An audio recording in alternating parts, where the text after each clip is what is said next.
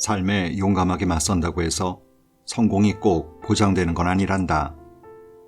하지만 두려움에 굴복하고 삶을 외면한다면 실패는 확실하게 보장받는 셈이지. 삶에 용감하게 맞서지 않는다는 건 경험을 얻지 못한다는 말이고, 경험을 얻지 못하면 아는 것에 한계가 있게 마련이야. 아는 것이 없으면 지혜도 얻을 수 없단다. 그 모든 걸 다 지니게 되려면 삶이 어떻든 간에 용감하게 맞서야 해. 책 읽는 다락방의 제이입니다. 라이너 마리아 릴케는 이런 글을 남겼습니다. 아름다움도 두려움도 모두 일어나게 놔두어라. 그래도 계속하라.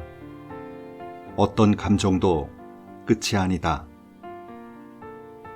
인생이라는 긴 여정을 여행하다 보면 겪을 수밖에 없는 큰일이나 고통을 당하게 될 때 이를 극복하려고 노력하기보다는 차라리 그냥 받아들이는 것이 더 현명하다는 생각이 들기도 합니다. 오늘 하늘이 맑다고 내일 비가 오지 않는다고 말할 순 없으니까요. 이를 알면서도 그 고통 한가운데를 걷고 있노라면 이젠 익숙해질 만도 한데 여전히 힘들고 두렵습니다. 오늘 소개해드릴 책은 그래도 계속하라라는 책인데요. 저자인 조셉 M. 마셜은 아메리카 원주민 라코타족 집안에서 태어나 현재 작가로 또 대중연사로 활동하고 있습니다. 이 책은 제레미라는 청년이 사랑하는 아버지를 암으로 잃고 그 상실의 고통을 극복하고자 노력하는 가운데 삶과 죽음에 대한 문제에 대해 고민을 하다가 결국 할아버지인 늙은 매를 찾아가서 삶에 대한 이야기를 전해 듣는 내용인데요. 수세대에 걸쳐 쌓아온 지혜를 따뜻한 마음을 담아 담담하게 손자에게 전해줍니다. 손자는 할아버지에게 묻습니다. 할아버지, 사는 게 왜 이렇게 힘들죠? 이 질문에 할아버지는 인생은 결코 만만치가 않다. 원래가 그런 것이라는 말로 이야기를 시작합니다. 그럼 늙은 매가 들려주는 삶에 대한 조언을 같이 들어보실까요? 인생은 공평하다. 중요한 말을 꺼내려고 할 때면 늙은 매는 버릇처럼 손바닥을 마주대고 문지르기 시작했다. 그것은 제레미가 어릴 때부터 알고 있었던 동작이다. 그 뒤를 이어서 종종 가혹하고 감당하기 힘든 진실이 등장하는 경우도 많았지만 어쨌거나 그 끝에는 안도감을 느낄 수 있었다. 그런데 늙은 매는 자신이 인정하는 것보다 영어를 잘할 수 있음에도 손자에게 두고두고 기억되는 인상을 심어주고 싶을 때면 항상 부족어를 의지했다. 부족어로 말할 때는 말하고자 하는 바를 보다 명료하게 표현했을 뿐 아니라 달변이 되기도 했다. 늙은 매의 이야기가 시작되었다.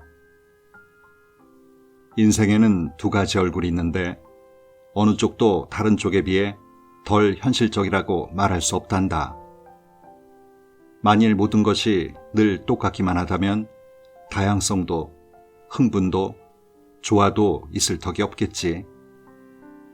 하얀색을 상쇄시킬 검은색도 없고 일출과 함께 시작된 하루를 마감해줄 일몰도 없고 차가움을 물리칠 따뜻함도 없을 테지. 그런데 이렇게 살아가는 가운데 너의 여행을 조화롭게 해주던 것들이 때로는 어려움을 가져오기도 한단다. 하지만 결국에는 우리가 흔히 만날 수 없는 선물도 가져다 주지. 인생이란 꼭 슬픈 것만은 아니란다. 그렇지만 슬픔이 없다면 기쁨을 갈망하지 않을 것이고 기쁨을 찾으려고 애를 쓰거나 기쁜 일이 닥쳤을 때 그것을 소중하게 여기지 않을 수도 있지. 한편 기쁨이나 슬픔이 늘 우리와 함께 있지 않다는 것도 알아야 해. 게다가 기쁨과 슬픔 중 한 가지가 얼마나 자주 우리 여행의 동반자가 되느냐 하는 것 또한 우리가 조종할 수 없고 모두가 슬픔보다는 기쁨을 바랄 테니 슬픔을 원하는 사람은 찾아보기 힘든 게 아닐까? 두 번 다시 슬픈 일을 겪지 않는다면 행복할 것 같아요. 그러기를 바라는 사람이 제가 처음도 아니고 마지막도 아닐 거라는 건 잘 알아요. 맞는 말이다. 예나 지금이나 모든 사람이 그러기를 바라고 있지. 아마 슬픈 일이 닥칠이라는 걸 알기 때문에 그럴 거다. 어쩌면 슬픔이라는 현실을 인정하면서도 다른 한편으로는 그걸 거부하고 있는 셈이지. 오늘 태양이 찬란하게 빛난다고 해서 그것 때문에 내일 날이 흐리거나 비가 오지 않는다고 말할 수 없는 것처럼. 그러니까 기쁨이라는 현실이 슬픔이라는 다른 현실을 몰아낼 수 없다는 말씀이군요. 젊은이는 결론을 내렸다. 다들 그건 잘 알고 있을 거예요. 오히려 사람들이 흔히 잊어버리기 쉬운 아주 단순한 사실이지. 늙은 매가 덧붙여 설명했다. 하나의 현실이 다른 현실을 가릴 수는 있어도 없애버릴 수는 없는 법이란다. 결국 우리가 얻을 수 있는 결론은 한쪽 사실이 다른 사실의 특성을 좀 더 분명하게 드러낸다는 점이 아닐까? 져봐야 이기는 것에 대해 감사할 줄 아는 것과 같군요. 물론이지. 지는 일이 없다면 이기는 게 대체 무슨 소용이 있겠니? 늙은 매가 담배에 불을 붙여 한 모금 길게 빨아들이더니 눈을 가느스름하게 뜬 채 초원 너머를 바라보면서 천천히 연기를 뿜어냈다. 이어 마치 넓은 붓질로 한 번의 지평선을 쭉 그리는 것처럼 손을 뻗어 천천히 움직였다. 내가 소시적에 이 지역에 살던 마지막 늑대가 사냥꾼의 손에 죽었단다. 그런데 이 땅에 새로 온 사람들은 늑대에 대한 두려움도 함께 가지고 왔더구나. 그 사람들은 늑대가 상대를 죽이기 좋아하고 또 잘 죽이기 때문에 마지막 늑대를 해치운 걸 성공이라고 생각했지. 아직도 그렇게 생각하고 있을 거야. 그들에게 늑대란 그저 흉악한 놈일 뿐이고 따라서 죽여버려야 하는 짐승이었단다. 그런데 그들은 늑대가 죽이는데 성공한 경우보다 실패한 때가 더 많다는 사실을 모르더구나. 먹잇감이 도망치는 바람에 늑대는 10중8구 배를 골아야 했지. 그러다가 겨우 10번째쯤에서야 겨우 성공하고 허기를 달랠 수 있었어. 늑대가 죽이기를 좋아한다고 생각했던 게 사실은 끈질긴 인내였던 거야. 그것이 그 녀석의 성공 비결이기도 하고 그 놈은 절대로 포기하지 않았거든. 그 대목에서 젊은이가 끼어들었다. 늑대가 포기할 수 없었던 이유는 그들 세계에서는 성공이란 자기 식구의 생존을 의미하고 실패하면 굶주림과 죽음으로 이어질 수 있기 때문이 아닐까요? 하지만 사람에겐 실패했다고 해서 반드시 그렇게 지독한 재앙이 따라오는 건 아니잖아요. 늙은 매는 천천히 고개를 끄덕였다. 그래. 실패한다고 해서 죽음보다 더 지독한 재앙이 닥치는 일은 별로 없을 거야. 두 발로 걷는 인간들에게 실패가 늘 그렇게 가혹한 것만은 아니지. 하지만 실패는 사기를 저하시키고 노력해보려는 열정마저 꺾어버릴 수 있단다. 우리도 늑대와 마찬가지로 몇 번을 실패하든 포기하지 않고 끝까지 성공을 추구하다 보면 결국 좋은 결과를 얻을 수 있을 거야. 늑대가 일찌감치 깨달은 것처럼 성공으로 얻게 되는 여러 보상 가운데 두 가지가 제일 중요해. 성공이 실패를 덮어줄 뿐만 아니라 용기를 북돋워준다는 점이지. 바로 그런 법이야. 노인은 담배 한 모금을 깊이 들이키고는 발꿈치로 비벼서 껐다. 그러더니 한참 동안 벌판 너머를 응시했다. 젊은이가 막 조바심을 치기 시작하려는 순간 노인이 손자를 향해 고개를 돌렸다. 넘어지지 않고서야 언제 일어서야 할지를 어떻게 알 수 있을까? 이어서 물었다. 굶주려 보지 않고서야 어떻게 풍요로움에 대해 감사할 수 있을까? 악이 없는데 어떻게 선을 판단할 수 있을까? 죽음이라는 결말이 없다면 어떻게 삶에 대해 감사할 수 있을까? 마지막 질문의 젊은이는 가슴 한켠에 송곳으로 찌르는 듯한 슬픔을 느꼈다. 흐느낌을 억누르고 눈물을 삼키기 위해 심호흡을 했다.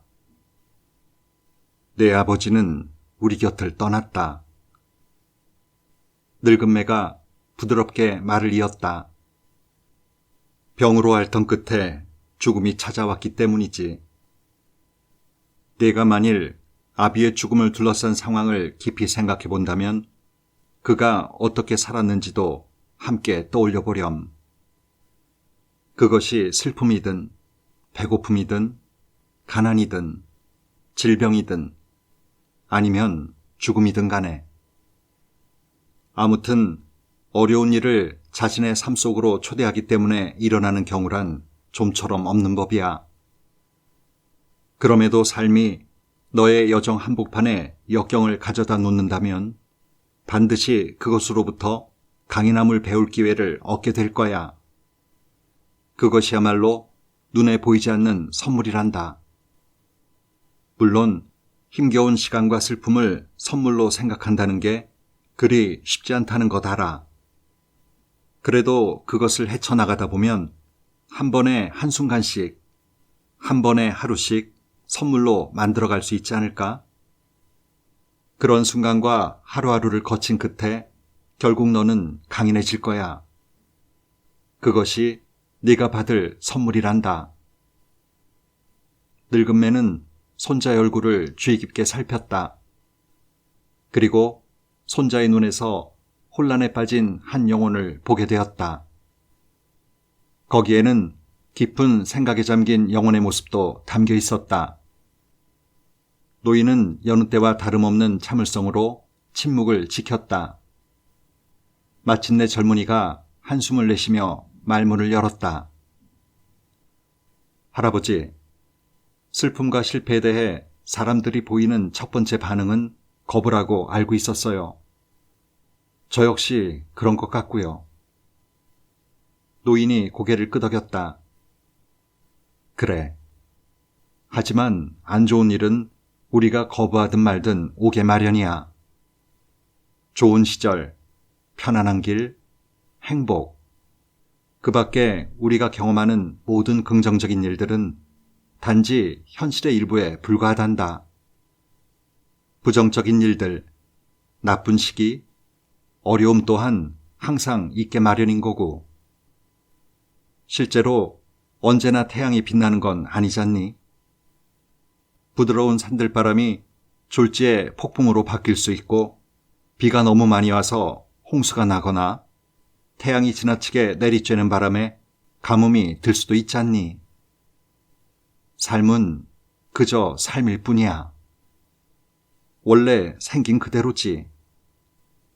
네가 있든 말든 그냥 계속될 거라는 사실만 빼면 인생에서 확실한 건 아무것도 없단다. 태양은 날마다 새로 뜨고 또 지겠지. 구름이 시야를 가리는 바람에 해가 뜨고 지는 것을 볼 수 없다 해도 어쨌든 매일 그럴 거야. 계절 또한 그 누구도 어떤 것도 기다려주지 않고 정확하게 제 주기를 따라 순환하고 있는 것처럼 말이야. 계절이 모여 해가 되고 해가 다시 모여 세대가 되는 법이다. 네가 거기에 합류하기를 기다려주거나 신경 쓰지도 않고 네가 합류하기로 작정했을 경우 절대로 거부하지도 않는단다. 그것들은 그저 가고 있을 뿐이고 너 또한 내 삶의 여정이 기다리고 있으므로 그렇게 하면 된단다. 그 여행을 하다 보면 현실과의 조화가 어떤 의미인지 너도 분명히 터득하게 될 거야. 현실과의 조화라고요? 그래. 진실이 있으면 거짓이 있고 너그러움이 있으면 탐욕도 있지. 미움이 있으면 사랑이 있고 전쟁이 있으면 평화가 있지. 절망이 있으면 희망이 있고 애통함이 있으면 위로가 있지. 너의 삶에서 나쁜 일이 일어나지 않기를 바라고 또 종종 기도하는 건 아주 자연스러운 일이야. 그런데 그런 바람이나 기도에 대한 응답이 네가 바라거나 기도하기도 전에 이미 너에게 주어졌다는 사실을 기억해야 해. 미움을 극복할 사랑이 있고 너그러움이 탐욕을 줄일 수 있으며 바람이 홍수를 말려주거나 비가 가뭄을 끝내주는 것과 같은 이치로 진실이 거짓을 드러낼 수 있는 법이지. 그것이 인생이지. 본래 생긴 그대로인. 손자의 시선이 할아버지를 스쳐서 지평선까지 뻗어있는 광활한 초원에 머물렀다. 잠시 후 손자는 한숨을 쉬면서 고개를 끄덕였다. 오르막길. 노인의 말이 이어졌다. 삶은 우리의 시간을 빼앗아가지. 바꿔 말하면 이 지상에서의 여행을 끝나는 그날에 하루하루 더 가까워지는 셈이란다. 어디 그뿐이겠니? 삶은 또 우리에게서 노력과 땀과 최고의 목적과 가장 고귀한 이상, 그리고 꿈과 희생을 빼앗아 가기도 하지. 그러고도 더 많은 것을 요구한단다. 게다가 우리 앞길에 장애물을 던져놓기까지 한단다. 경악, 실망, 무관심, 혼란, 의심, 그리고 고통까지. 그런가 하면 삶은 겉으로 보이는 것보다 훨씬 더 많은 것들을 우리에게 준단다. 오래전 일이든 최근 일이든 우리가 겪은 어려움을 뒤돌아보면서 배울 수 있다는 말은 적어도 제 시간에 그걸 통과했다는 뜻이야. 지금 이 순간의 시선으로 고달픈 경험을 되돌아본다는 것은 우리가 그 어려움을 이미 헤쳐나왔다는 의미란다. 역경이 대개 그렇듯 경험의 과정 가운데 희생이 따랐을 수도 있지만 결국 그걸 헤쳐나오지 않았니? 살아남았다는 것 자체가 성공을 의미하지. 그것이 가능하다는 걸 알게 되거나 떠올리게 되었으니 말이다. 경험과 역경은 우리가 강해질 수 있다는 걸 깨닫게 해주는 도구란다. 삶이란 우리의 만족과 행복을 방해하는 것처럼 보이는 역경과 시련의 연속일 경우가 많단다. 너도 알다시피 우리가 성취하지 못한 것들은 그것이 무엇이든 간에 우리와 상관이 있지. 안타깝게도 그런 실패 덕분에 다른 것을, 말하자면 기대하지 않았던 좋은 걸 얻을 수 있다는 사실을 깨닫지 못하는 사람들이 많더구나. 노인이 잠시 말을 멈춘 사이 산들바람이 초원 너머로 소용돌이치면서 불었다. 강인함의 의미. 폭풍이 불어오는 것. 그게 바로 여기 초원에 사는 사람들의 삶의 현실이란다. 종종 폭풍은 불시에 우리를 덮치곤 하지. 어떤 때는 폭풍이 일어나 다가오고 있는 걸 보면서도 그저 속수무책으로 기다리는 수밖에 없는 경우도 있는데 그건 우리가 폭풍에 대해서 잘 알고 있기 때문이야. 폭풍이 우리를 강타하게 되면 우린 그저 그 위력과 사나움을 겪으면서 최선을 다해 이겨내는 수밖에 없단다. 인생 역시 폭풍과 비슷해. 종종 극도로 힘겹고 고약하고 추잡한 일들이 우리에게 닥치지. 질병, 사고, 가난, 외로움, 배신, 살 집이 없거나 악몽에 시달리기, 부모나 자식 또는 친구나 배우자의 죽음. 설상가상으로 질병이 우리 몸과 마음뿐 아니라 영혼과 정신까지 공격하기도 하지. 게다가 나이 들어 늙으면 그나마 지니고 있던 머리카락과 위엄마저 모두 빼앗겨버리고 만단다. 네 할머니의 동생과 할머니는 특히 삶의 폭풍을 많이 겪은 경우지. 노인은 손자의 기억을 불러일으켰다. 유니스 할머니 말씀인가요? 그래. 처제는 젊은 나이에 첫 번째 남편을 잃었단다. 그런데 다시 결혼해서 얻은 아이가 강물에 빠져 죽고 말았지. 그러더니 첫 번째 결혼해서 낳은 아들이 1967년에 벌어진 전쟁통에 해외에서 전사했단다. 그리고 지금은 두 번째 남편이 술독에 빠져서 살고 있다더구나. 그런데 네가 그 할머니를 볼 때마다 느끼는 첫인상은 어떠니? 늘 웃고 계세요. 손자는 조금의 머뭇거림도 없이 대답했다. 이 주변에 유니스 할머니보다 정서적으로나 정신적으로 더 강인한 사람은 없을 게다.